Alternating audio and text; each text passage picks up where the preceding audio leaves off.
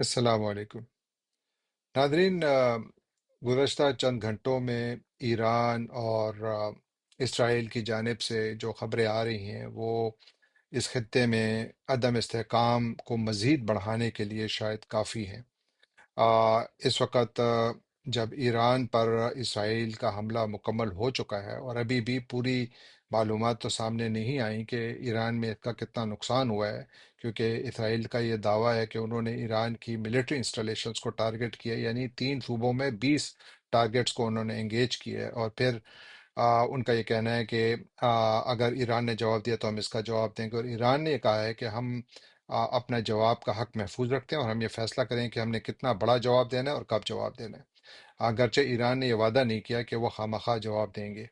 Hope فلی اگر ایران جواب نہ دے تو کیا اس کا یہ مطلب ہے کہ اس خطے میں جواب آئے گا ہی نہیں؟ میرا خیال ہے ضرور آئے گا، اور ایران جو ہے شاید اگر ڈائریکٹ جواب نہیں دیتا تو وہ اپنے پراکسیز کے ذریعے ان کو مزید ایکٹیویٹ کرے گا، تاکہ یہاں پر جو جنگی کیفیت ہے، یہاں پر جو ان کی جو طاقت ہے، طاقت کا توازن قائم رکھنے کے لیے بھی اس خطے میں ایران اسرائیل کو کچھ نہ کچھ جواب ضرور دے گا۔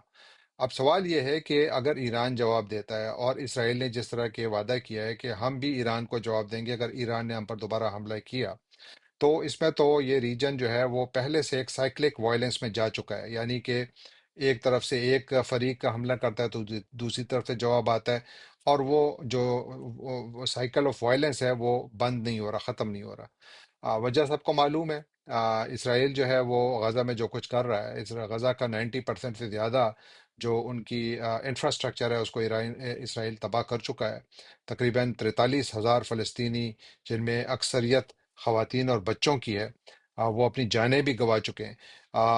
اس کے باوجود ابھی تک وہاں پر امن کے کوئی آثار نظر نہیں آ رہے۔ یحییٰ سنوار کو انہوں نے جو ہے نشانہ بنایا، اس سے پہلے جو ہے حزب اللہ کے جو حسن نصر اللہ ان کو نشانہ بنایا، پھر اس کے بعد ان کے جو نائب تھے ان کو نشانہ بنایا۔ ایران میں اسرائیل نے نشانہ بنایا۔ اب تک اسرائیل اس خطے کے 5 ممالک پر بمباری کر چکا ہے۔ یعنی آپ دیکھیے کہ غزہ تو ہے ہی، جو کہ بنیادی طور پر ایک مقبوضہ علاقہ ہے جو فلسطینی ریاست کا حصہ ہمیشہ سے تھا اور ہے، لیکن اسرائیل اس کو ظاہر ہے قابض ہے۔ ساتھ اس کے سیریا ہے جس پر بمباری کر چکا ہے، لیبنان میں بمباری کر رہا ہے، 2650 سے زیادہ وہاں پر بھی افراد اپنی جانیں گنوا چکے ہیں۔ پھر اس کے علاوہ آپ دیکھیے کہ اسرائیل عراق پر بھی حملے کر چکا ہے، اسرائیل یمن پر بھی حملے کر چکا ہے، اور اب اسرائیل نے ایران پر بھی حملہ کر دیا۔ بڑے سوال اٹھ رہے ہیں کہ جی یہ دنیا کہہ رہی ہے کہ ایران جواب نہ دے۔ ہم ایک منٹ کے لیے یہ سوچ بھی لیں کہ ایران جواب نہیں دیتا، لیکن کیا وہ پراکسیز کے ذریعے جواب نہیں دے گا؟ میرا خیال ہے جواب دے گا، جیسے میں نے پہلے عرض کیا، اور اس سے اس خطے میں انسٹیبلٹی مزید بڑھے گی، اور اگر یہ انسٹیبلٹی بڑھے گی تو یہ خام خیالی ہے کہ اس کا اثر جو ہے وہ اس خطے کے جو عرب ممالک ہیں ان پر نہیں ہوگا۔ میرا خیال ہے کہ وہاں پر تو مطلق العنان بیسیکلی بادشاہتیں ہیں۔ اگر ان کے خلاف لوگ کھڑے ہو گئے اور وہاں پر ایک اور عرب سپرنگ اسی کی وجہ سے شروع ہو گئی، کیونکہ بہت سارے جو عرب حکمران ہیں وہ تو اسرائیل کے ساتھ مل کر کام کر رہے ہیں اس وقت بھی۔ تو اگر ایسا کچھ ہوتا ہے تو یہاں پر تو نقشہ بدل سکتا ہے، اور وہ جنگ جو کہ غزہ سے شروع ہوئی تھی وہ اس پورے خطے کا نقشہ بدل سکتی ہے۔ میرا خیال ہے کہ زیادہ ذمہ داری اس وقت جو اہل مغرب ہیں ان پر ہے، کیونکہ امریکہ جو کہ اسرائیل کو سب سے زیادہ اسلحہ دے رہا ہے، سب سے زیادہ diplomatic, political, economic and military support دے رہا ہے۔ اگر امریکہ آج یہ فیصلہ کر لے کہ ہم اس کا ایک پولیٹیکل سیٹلمنٹ کی طرف اس بات کو لے جا رہے ہیں، تو میرا خیال ہے یہی اچھا موقع ہے کہ اس کا ایک پولیٹیکل سولوشن نکالا جائے۔ پولیٹیکل سولوشن یہ نہیں ہے کہ جی جنگ بندی ہو جائے اور لوگوں کو رہا کیا جائے جو کہ اس وقت حماس کی تحویل میں ہیں، یعنی اسرائیلی افراد جو کہ حماس کی تحویل میں ہیں۔ بے شک وہ سب کچھ ہونا چاہیے، لیکن اس کے ساتھ ساتھ اگر وہ اس وقت ہو بھی جائے اور ایک جو جیسے کہتے ہیں road map to two state solution اگر نہ ہو، تو پھر بھی یہاں پر معاملات اگر آج آپ یہ آگ بجھا دیں تو سال بعد پھر یہ اٹھے گی، تو لہذا اسٹیبلٹی اس علاقے میں کبھی بھی نہیں آئے گی۔ اور اسرائیل میرا خیال ہے کہ 7 اکتوبر 2023 کو جتنا غیر محفوظ تھا، آج شاید اس سے کئی گنا زیادہ غیر محفوظ ہے۔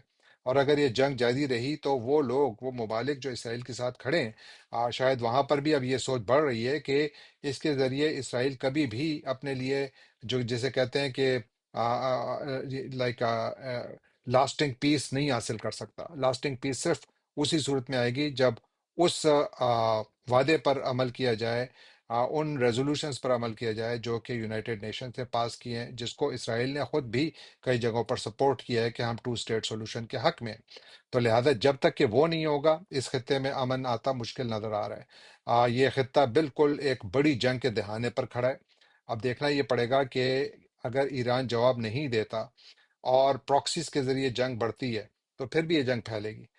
واحد حل اس کا پولیٹیکل ہے. آنے والے دن بہت زیادہ اہم ہے. اس پر ہم اپنا تجزیہ گاہے بہ گاہے دیتے رہیں گے. اس وقت تک شکریہ. السلام علیکم.